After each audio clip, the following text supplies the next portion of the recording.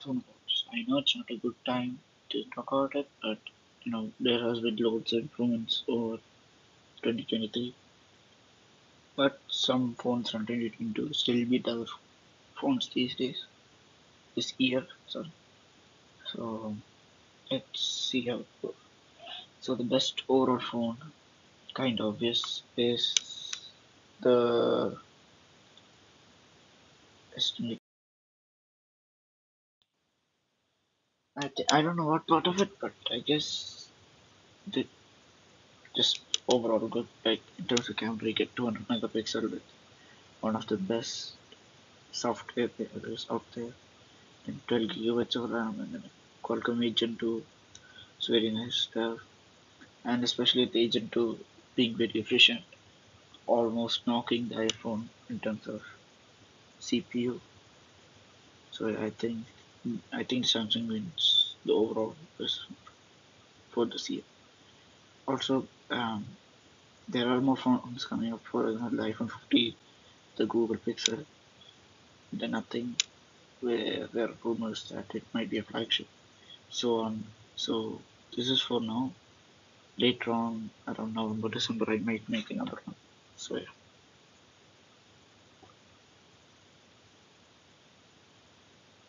Now the best camera on phone.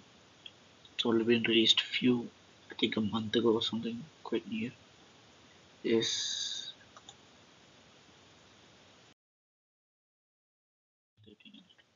I don't think there's any phone out there beating it, especially with the fact that it has 450 megapixel camera. Some of them are like the best out there. Others are like they're just for zooming in. They just made it really good compared to other phones. Now for selfie slash front facing camera,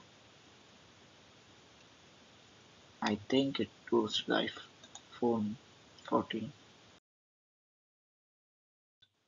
even though it only has a 12 megapixel camera compared to like Samsung with well Samsung this year had 12 megapixel, but compared to like other phones that are averaging around 30 to 40 megapixel, I think iPhone just has some softwares and stuff that actually does all the work. So yeah, and they can take up to 4K, which a lot of people are considering as an important feature. Okay, now best performance on a phone. It's honestly is really hard, as you know, Qualcomm recently released Agent 2, which made pretty much every phone out there, every Android phone out there, super fast. But I think this goes to the Asus. It is a gaming phone, so that's why it's best performance. There's 16 gigabytes of RAM, as you and the Agent 2 with the Adreno 740, which is so far best graphics on a phone, even compared to the A17 Bionic that Apple has. Also, you get a cooler with it, so like this part changes into this part like directly gives air intake to the cooler. Like this area just opens and you can just mount your cooler and it's gonna cool the inside, which is really helpful if you're gaming, I guess. And each year or each year that Asus releases ROG, they've been adding new features. Now it has like trigger buttons and loads of other cool features on the cooler. So yeah, that's quite important. Yes.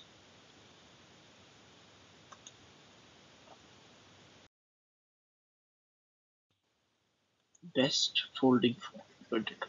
As you can see, there's horizontal and vertical. This goes to the Oppo Find M2 Flip. Like, I think it just depends on how big the screen over here is. Like, there are rumors for the Samsung Z Fold Flip 5 having quite a big screen. I think the big screen part actually matters.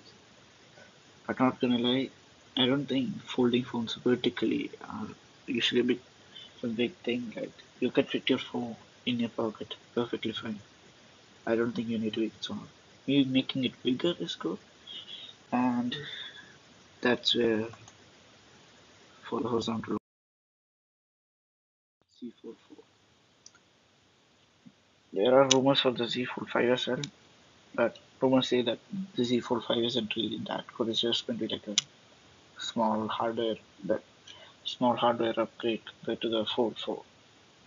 But yeah, so far Fold 4 is winning mainly because of the software. Like you know how split screen on Android has been a thing for a long time. This thing just takes it to the next level with like the inner screen and the home batteries and the navigations has completely changed with getting like somewhat like a taskbar on your laptop similar to that on your inner screen. So yeah, Samsung has been tryharding their software for the Fold series. Now the best small, it's actually hard because first of all many people are trying to make it as big as possible as the best out there, and when it comes to best out there, like especially in terms of battery takes up a loads of space of the smartphone. If you've seen my S8 teardown, you saw that part, like I would say half of the phone was battery. So making it small is really hard, and keeping it quite good with in terms of hardware specs is really hard. But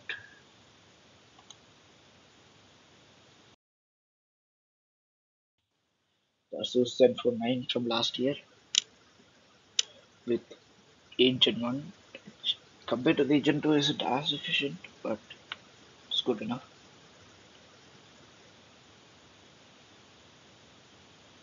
And with and 16 gigabytes of RAM, which is insane. Like even the S23, which is huge, doesn't even have it, but this does. This does have 4300 milliamp hour battery, and the size is 5.9 inch. That's smaller side. Wait a second, let me real quick just measure it. Yeah, if you guys see my monitor video where I did old smartphone into monitor, the phone that I'm talking about now, the Asus Zenfone 9, is actually smaller than this phone, than the phone that I show on my monitor video. So it's incredibly small, and for this hardware that it has, it's really good. So now, not everyone can afford high-end smartphones, especially like the Fold, the Ultra, like Xiaomi's Mi 13 Ultra, the iPhone. Not everyone can afford. That's where phones come in, and I would say the A54 best budget. When I mean best budget, I don't mean cheapest of the cheapest, not gonna be like the A03 or something, but when I mean best budget, I mean good performance quality for the price. It's only $500, so this thing has quite high resolution at 1080p, and unlike last year, this only has three cameras, but those three cameras are better than the A53 from last year. And instead of a plastic body like last year, it has a glass body, so it's covered in Gorilla Glass filters. And overall, the phone is just. I've seen it in person. It felt weird because I used the A73 and it's small and good. So that's pretty much it. Subscribe. Uh, there are going to be more phones coming on later this year, so they might actually be some like I'm thinking the Nothing phone actually it could take an award. I don't know. And in terms of budget phone, there are loads of companies out there that have still not made phones. So, yeah. And especially the iPhone. Yes, the 16 Bionic is super powerful, but the 17 Bionic is still coming out.